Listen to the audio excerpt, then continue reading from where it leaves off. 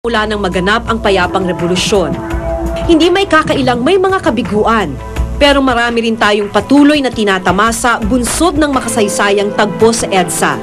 Malaya tayong nakakapagpahayag ng opinyon, kritisismo at kuro-kuro, malayang gumagalaw at ginagawa ang mga nais nating gawin, at gumagana ang iba pang demokratikong proseso ng lipunan. Naibalik ang political and civil rights ng mga Pilipino. Naibalik ang Kongreso, nagkaroon ng bagong konstitusyon, nagkaroon ng sistema ng pamahalaan na ang mga namumuno ay pinipili ng taong bayan.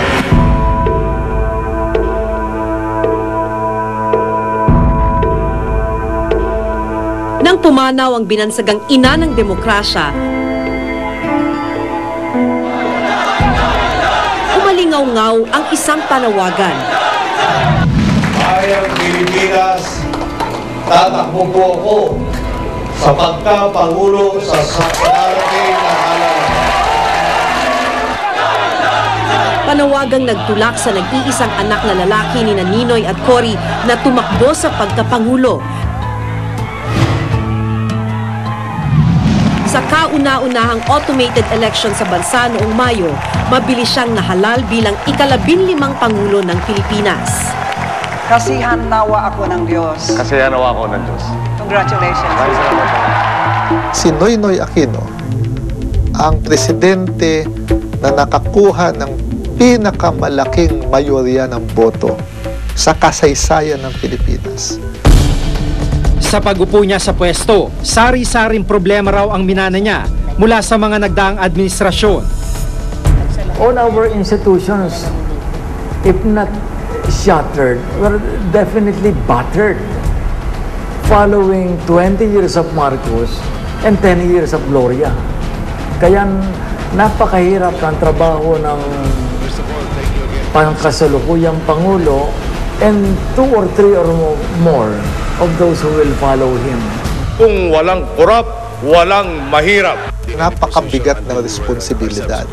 Kasi kasama sa mandato ito ay yung expectation ng ordinaryong Pilipino na kanyang tutuparin ang kanyang pangako na mawawala ang katiwalian.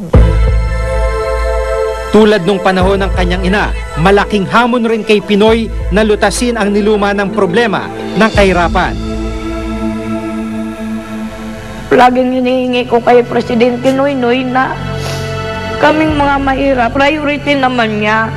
Huwag naman niya kami pagkaitan ng lugar na kung saan nandoon kami. Yun lang naman po ang hinihingi namin. Maging kaming taga-media, malaki ang pag-asang hindi na muling manunumbalik ang panahon ng panunupil sa pamamahayag. Mawala ang kahit anong banta at malayang maihatid ang mga responsableng balita. I think the government has to ensure na yung ginagalawan ng mga media people especially ay talagang sabihin safe. Kaya sana lang mabawasan yung abuse part at magamit talaga ng husto yung media, yung press freedom na yan na binibigay sa atin ng konstitusyon ng ating bagong pamahalaan. Higit daw sa lahat, mahalagang kumilos ang bawat isa. Kung noong panahon ng EDSA nagawang isang tabi ng marami ang pansariling interes, ito raw ang dapat gawin upang muling manumbalik ang magandang hangarin ng EDSA. I have my expectations, but I also would like our people to again ask, what can we do for the country? Hindi kaya ng isang tao itong bibigat ng mga problemang minana. So unless we are again imbued with the spirit of EDSA 1, we were ready to lay down our lives.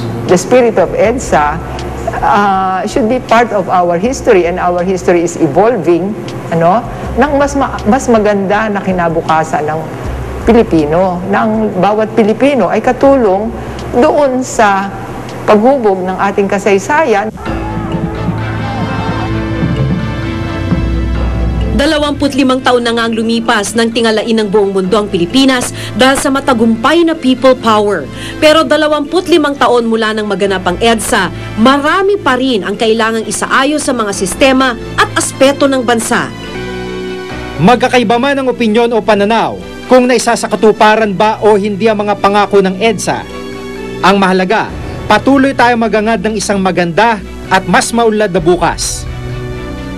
Makiisa at makibahagi sa pagbibigay katuparan sa mga ito. Ako si Maki Pulido. Ako si Jigo Manikad at ito nakatala sa aking Reporter's Notebook.